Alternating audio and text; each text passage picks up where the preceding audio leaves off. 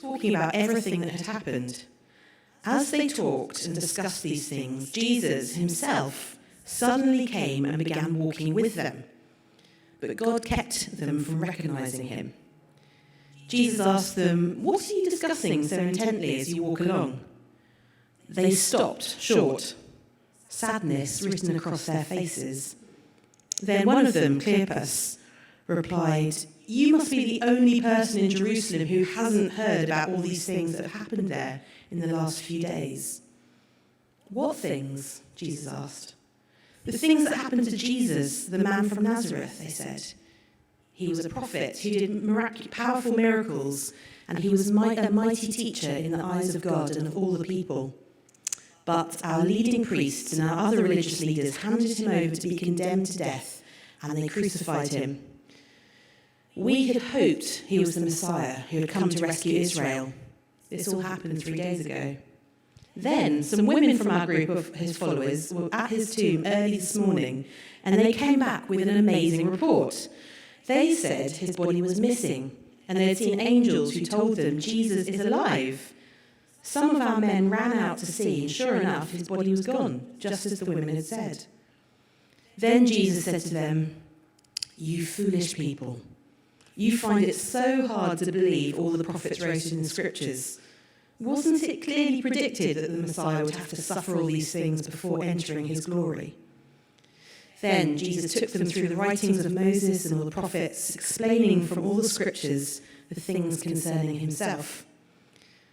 By this time, so this is 7 miles later, they were nearing Emmaus and the end of their journey.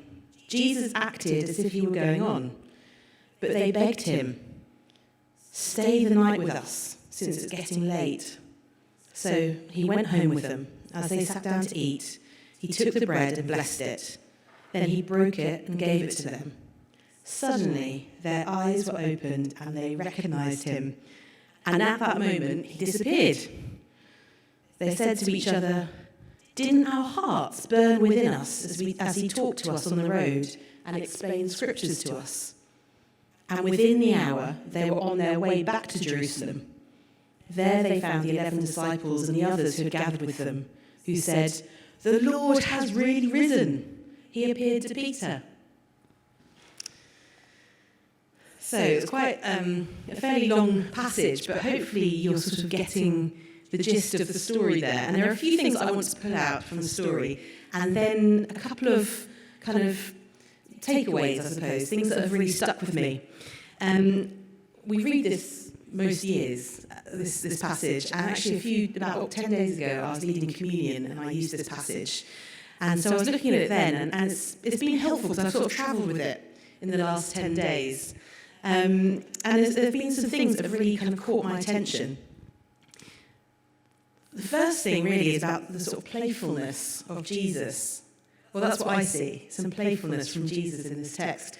It's really easy to think of Jesus as quite austere or kind of have a sort of religious image of him, or perhaps he's just kind of strict or a strict stickler for the rules or a little bit aloof or whatever it is. It's easy to kind of lose focus on what Jesus was really like. And there's a picture actually of Jesus from The Chosen. I think it's maybe the slide before this. And I don't know who here has watched The Chosen. Anyway, okay, a few people. I'd really recommend it.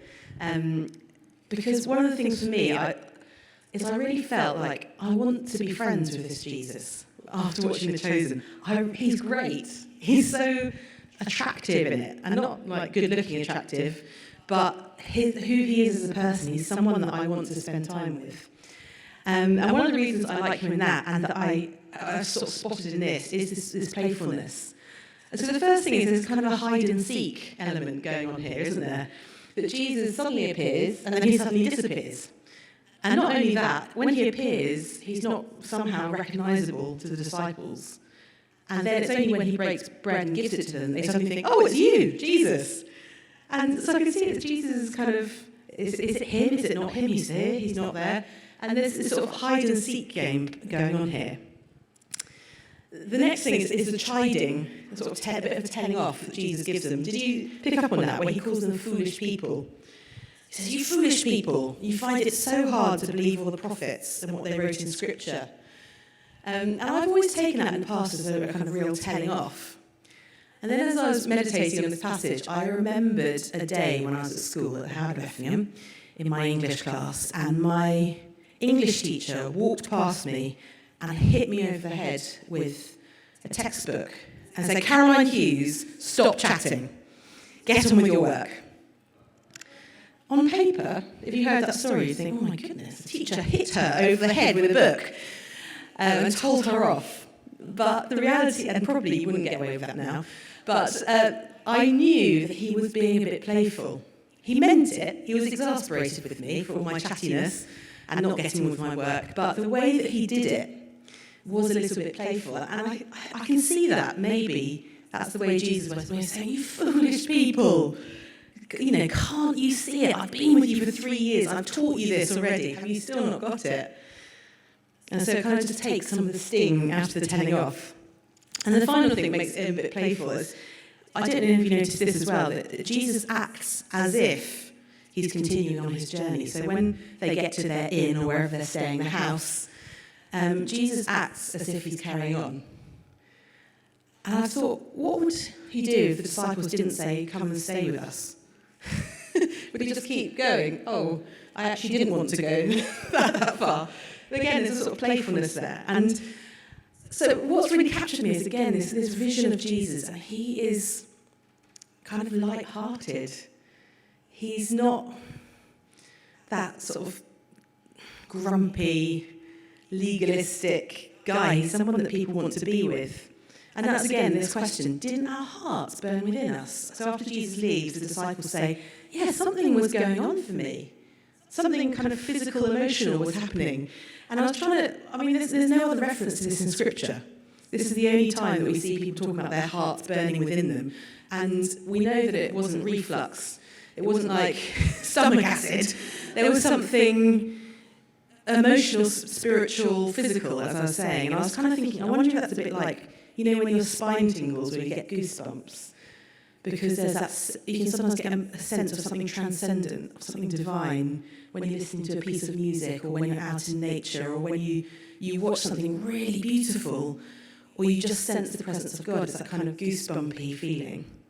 Or sometimes I get this thing where I can be talking to someone, or hear something, and it's like something in my gut, a kind of conviction of like, yes, this is true. There's something really deeply true about what's being said here. And the other thing I was kind of thinking is kind of physical feeling. Is sometimes when I get butterflies, when I started dating my husband, I'd get a text and I'd just have to hear the ping and I'd get butterflies in my stomach. I have to say it's not quite the same today. But there is something, isn't there, when there's that moment where there's someone you're really attracted to and it's kind of like, like almost a physical feeling. There's something physical, emotional, spiritual that happens, and they talk about it as this burning, heart burning within them. They're experiencing something. And what they're experiencing isn't a woman fancying a man. These are blokes. Like men's men who are feeling something. They react to the presence of Jesus. These were men who loved Jesus and loved being with him. And the other thing that I observed is just this U-turn. When we encounter the disciples, they're there, downcast. Their sadness is written across their faces. And they're like, how do you not know what's gone on?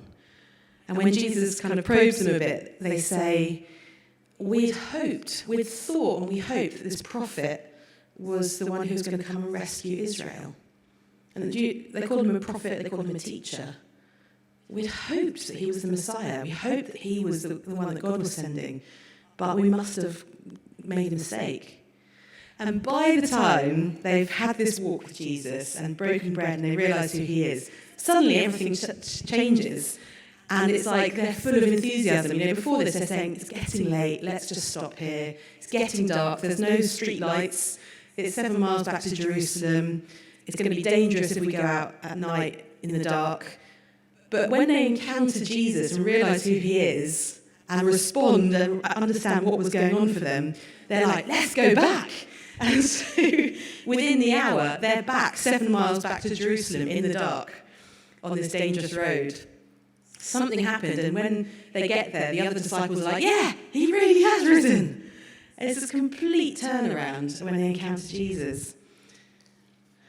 It's an amazing story. There's so much to it, but a couple of things that I felt God speaking to me about, and I trust that he's also speaking to you about maybe, is about this idea of walking with God. We've talked about how a journey is better if you've got good companions.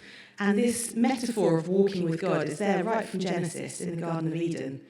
And it continues throughout Scripture. This is God's design for humans, is to walk with him.